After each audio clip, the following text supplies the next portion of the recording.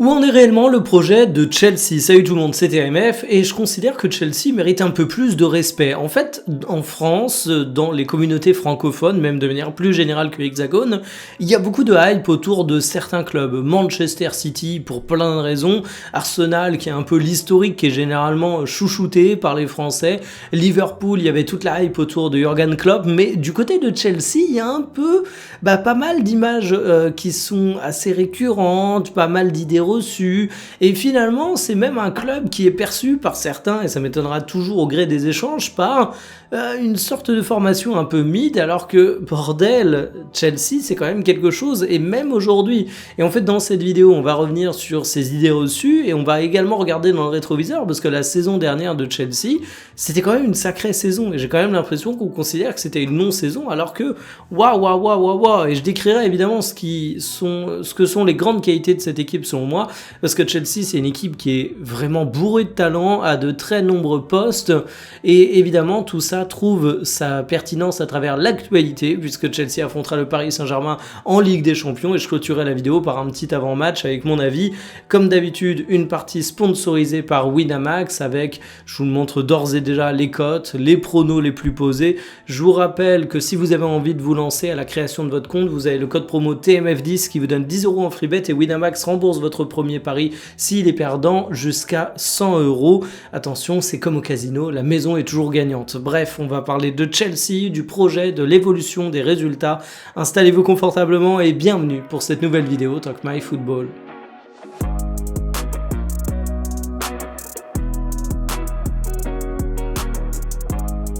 Pourquoi Chelsea en France n'a pas une image fofolle? Déjà, il faut avouer que ça a été catalogué comme étant le club qui dévaste le marché des transferts à grands coups de centaines de millions posés au cours des mercatos, notamment les mercatos estivaux. Alors évidemment, il y a une réalité derrière tout ça. Chelsea, c'est un club qui a été extrêmement actif sur le marché des transferts, mais finalement, derrière cette image de nouveau riche un petit peu clinquante, on peut se rendre compte qu'il y a eu un ralentissement des investissements, ou tout du moins qu'il y a une balance qui est bien plus équilibré que ce qu'on aurait tendance à penser pour Chelsea. Le problème, c'est l'image rémanente. Dans le football, il suffit que tu fasses un ou deux mercatos où tu es absolument dépensier fou pour que cette image, elle te colle à la peau, et pour que derrière, il y ait une sorte d'absence de rationalité. Sauf que quand on regarde les comptes ou les balances mercato, du côté de Chelsea, certes, on a un club extrêmement dépensier, mais on a autre chose qu'un simple club qui pourrait potentiellement totalement déréguler le marché. Le dernier mercato, par exemple, vous vous rendez compte que oui, il y a énormément de mouvements, mais tu es quasiment à l'équilibre. Et l'année dernière, c'était la même chose. Tu es déficitaire de 45 millions d'euros, ce qui est rien pour un gros club de première ligue. 2023-2024, déficitaire de 165 millions d'euros, ce qui est relativement classique. Et bon, ok, en 2022, c'est un délire. Tu vends rien et t'achètes pour presque 600 millions d'euros, mais ça remonte à 4 ans. Au total, sur 4 saisons, ça te fait une balance à moins 220 millions d'euros en arrondissant par saison. C'est certes plus de dépenses qu'un Arsenal, je lis mes petites notes, qui est à 158 millions d'euros, United est à 168, Chelsea 104, Liverpool 107, mais c'est surtout l'impact du mercato qui date déjà d'il y a 4 ans qui fait que Chelsea est vu comme un club dépensier. Si on prend juste les mercatos récents, certes ça bouge beaucoup, mais ça vend également bien, donc Chelsea n'est aujourd'hui plus un club qui sort particulièrement du lot en termes d'investissement à l'échelle de la première ligue, ce qui fait que tu as encore cette image de club complètement fou, nouveau riche, qui va absolument tout bousculer, mais c'est partiellement faux désormais aujourd'hui. C'est un club, je le redis, qui est rentré dans le rang. Et puis en France, Chelsea n'est pas aidé par deux choses. La première, c'est que c'est le, entre guillemets, grand frère de Strasbourg, et évidemment, dans cette structure multi-club qui est vue comme un ogre tentaculaire, Chelsea a le rôle du grand méchant qui va piller les talents strasbourgeois, du moins aux yeux de certains. Alors forcément, t'as un peu l'image d'un super gros club, et ça renforce le côté nouveau riche. Et puis, pour développer une cote de sympathie dans un club de foot, tu as également la solution de mettre en avant des locaux. Par exemple, Arsenal, il y avait beaucoup de joueurs français, je pense que ça a beaucoup joué dans la popularité du club en France. Sauf que Chelsea n'a pas un équivalent de Thierry Henry. Si tu prends un peu les transferts que tu as eu, Badiachil, c'est pas fou, Wesley Fofana, C'est assez compliqué, mais c'est une soixantaine de matchs en 4 ans, donc on peut dire que c'est pas fou non plus.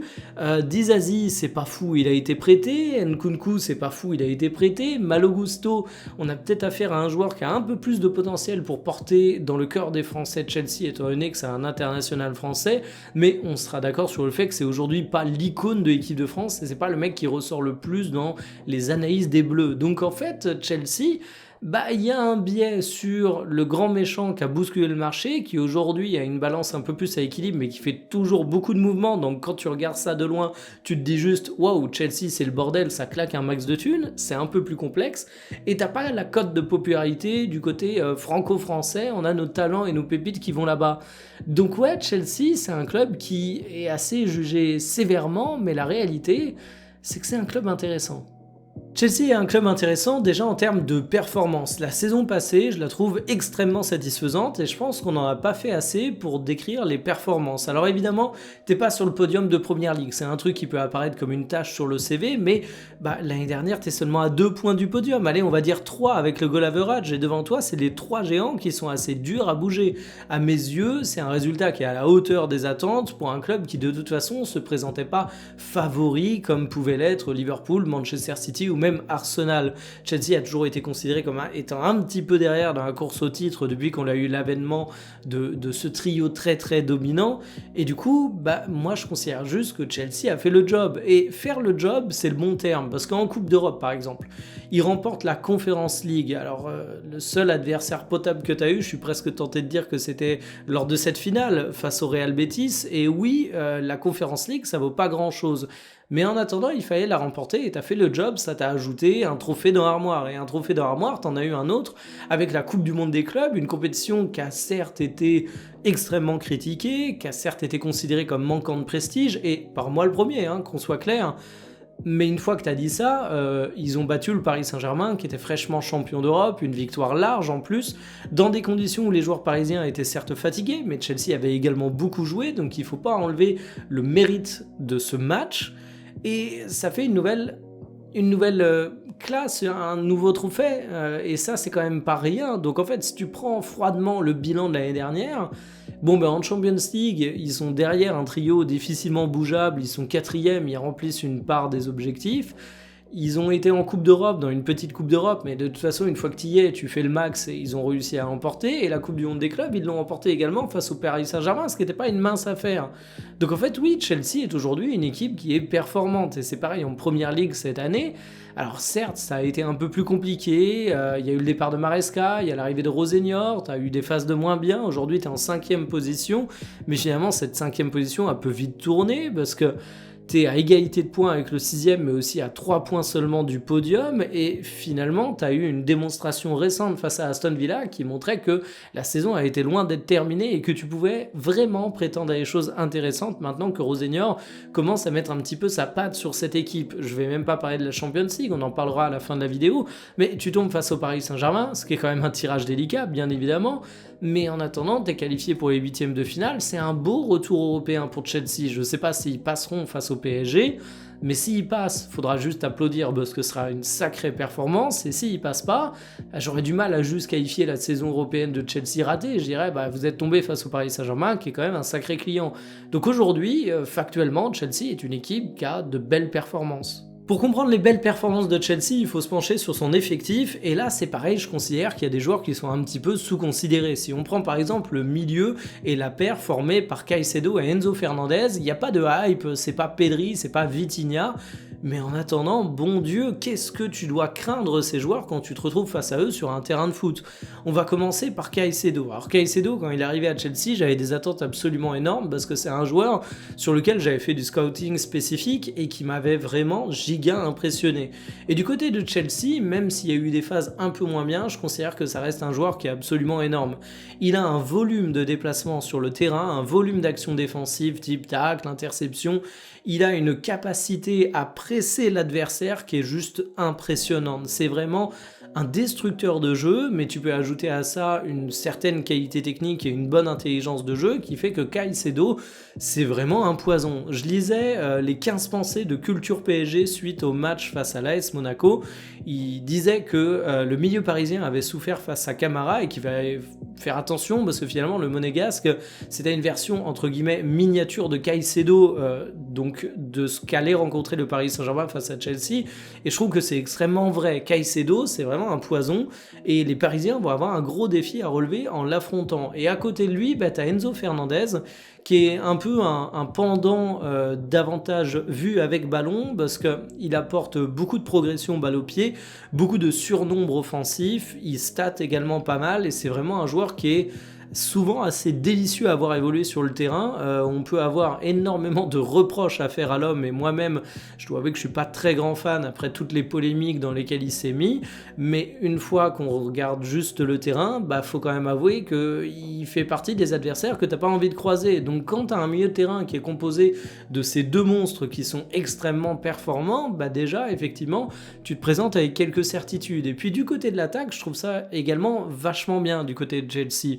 Cole Palmer, ok, il est embêté par ses blessures cette saison, vous le voyez, il y a eu cette fameuse fracture à l'orteil, derrière pas mal de petits soucis, ce qui fait qu'il a que 1410 minutes de jeu, mais en attendant il claque 10 buts, et à chaque fois qu'il refait un retour, tu te rends compte que oui, Cole Palmer, il a beau avoir eu une phase de moins bien en 2025, avant la Coupe du Monde des clubs, même plutôt au début d'année, mais vous avez l'idée en tout cas, c'est un joueur qui a un immense talent, et surtout à côté de lui t'as Joao Pedro qui est un joueur qui solutionne enfin les problématiques du côté des buts de Chelsea, du côté du poste de numéro 9. Cette saison il est tout simplement sur la lancée de sa meilleure saison statistique, normalement ça devrait être la saison où il plante le plus, il est déjà à 18 buts et 6 passes décisives, il a été recruté 63 millions d'euros en provenance de Brighton, et ce que j'aime bien c'est que c'est un joueur qui est polyvalent, il est mobile, il est extrêmement impactant au duel, et à Chelsea où tu as souvent eu des interrogations sur qui peut occuper le poste de 9, où tu as été extrêmement déçu par pas mal d'options, j'ai quand même l'impression que tu as enfin ta bonne pioche. Donc en fait tu as un très bon milieu de terrain, tu as deux éléments offensifs forts, et moi généralement j'ai tendance à dire que ça suffit pour faire une grande équipe. Alors évidemment je pourrais vous parler d'autres joueurs, Cucurella c'est évidemment un joueur d'une grande qualité, mais je me concentre vraiment sur les gros points forts de Chelsea, et à mes yeux c'est ça. Alors on pourrait parler d'autres secteurs, par exemple en charnière centrale, j'ai souvent vu ça comme étant le talon d'Achille de Chelsea, parce que tu avais beaucoup de joueurs mid en fait quand on regarde la liste des joueurs, dont pas mal de nos Français, mais désormais tu as quand même l'impression que la paire Chalobah-Fofana est en train de s'installer. Sur les derniers matchs ça donne vraiment de bons résultats, donc si tu arrives à l'installer de façon stable, si tu as enfin la hiérarchie qui se confirme, ça pourrait gommer une des plus grandes faiblesses de cette équipe, et c'est déjà en train d'être le cas, j'ai envie de dire. Donc en fait Chelsea, c'est quand même une équipe qui, si elle est dans la forme des grands soirs, est capable de faire mal à peu près n'importe quel adversaire, et je considère qu'on le dit pas assez en fait. Quand on parle des meilleurs milieux de terrain d'Europe, on parle jamais de Chelsea, or il y a quand même des arguments à faire valoir. Quand on parle des attaquants intéressants de Première Ligue, on parle assez peu de Joao Pedro, il y a des noms qui sont peut-être un petit peu plus clinquants, mais aujourd'hui, il fait le taf, tout simplement. Alors est-ce que Chelsea peut bousculer le Paris Saint-Germain? Est-ce que le club anglais a les armes pour faire tomber le champion d'Europe en titre? Pour moi, le Paris Saint-Germain va avoir deux grands challenges. Le premier, c'est se mettre au niveau physique. En fait, Caicedo, Enzo Fernandez, au milieu de terrain, ça peut te faire extrêmement mal et ça peut étouffer Paris, ça peut lui imposer un défi d'intensité tel que les Parisiens n'ont pas connu depuis déjà quelques temps. Et surtout, c'est là où on voit qu'il y a une petite faiblesse du côté du PSG en ce moment. Alors ça se trouve, Paris va se présenter en pleine forme face à Chelsea, ils vont enfin répondre aux critiques récentes qu'on a eues sur ce domaine, mais il y a un point qui est clairement identifié comme étant un challenge. Et le deuxième pour moi, c'est la capacité à contenir Joao Pedro, c'est la capacité à répondre au duel qu'il va t'offrir.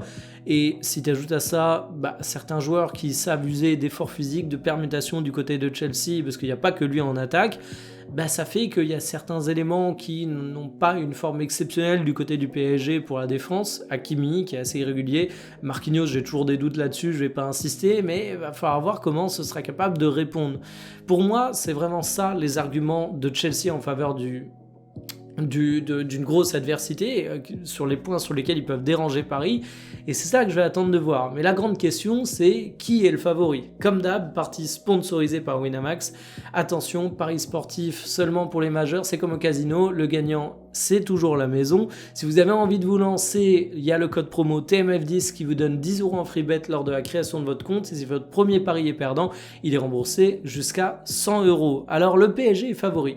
Cote à 1,88, préférence des parieurs, mais à 63% seulement. Je dis seulement parce que si ça peut sembler être pas mal, généralement, si vous êtes habitué des vidéos et des cotes, vous le voyez, il y a des trucs un peu plus tranchés. En même temps, la cote à Chelsea est assez belle, 3,55 pour une équipe aussi performante, je juge que c'est intéressant. Sur les pronos les plus posés, on a du PSG, les deux équipes qui marquent, le PSG au match nul. On peut quand même dire qu'on sent là de la confiance du côté des Parisiens. Et une fois n'est pas coutume, je vous donne toujours mon petit pronostic. Sur ce coup, j'ai du mal à me mouiller. Et je dois vous avouer que j'arrive pas du tout à anticiper le résultat, donc je vais tout simplement pas avancer sur un prono précis. Je suis assez sceptique concernant les deux équipes qui marquent, parce que le Paris Saint-Germain, je me dis que s'ils ratent leur rencontre, ce qu'ils peuvent rater, c'est les fameuses questions d'efficacité offensive, donc j'irai pas aller à coup sûr sur les buts des deux équipes, mais franchement, est-ce que je vois plutôt Paris ou plutôt Chelsea ou plutôt le match nul? Je suis incapable de vous le dire. Et déjà ça, c'est un premier élément de réponse. Je sais que vous allez me reprocher de ne pas me mouiller, mais j'ai l'habitude d'être extrêmement confiant pour le Paris Saint-Germain, parce que pour moi, c'est une équipe qui mérite amplement son statut de champion d'Europe, et c'est une équipe autour de laquelle j'ai toujours confiance en cette théorie de l'interrupteur, même si elle a été drôlement mise à mal dernièrement. Mais là, je vois quand même pas mal d'éléments de Chelsea qui sont capables de faire très mal spécifiquement au Paris Saint-Germain. De mon côté, je serais plutôt en soutien du PSG, équipe française, mais je pars pas avec une grande confiance. Dites-moi ce que vous en pensez en commentaire. Moi, je vous dis à demain pour une prochaine. Salut!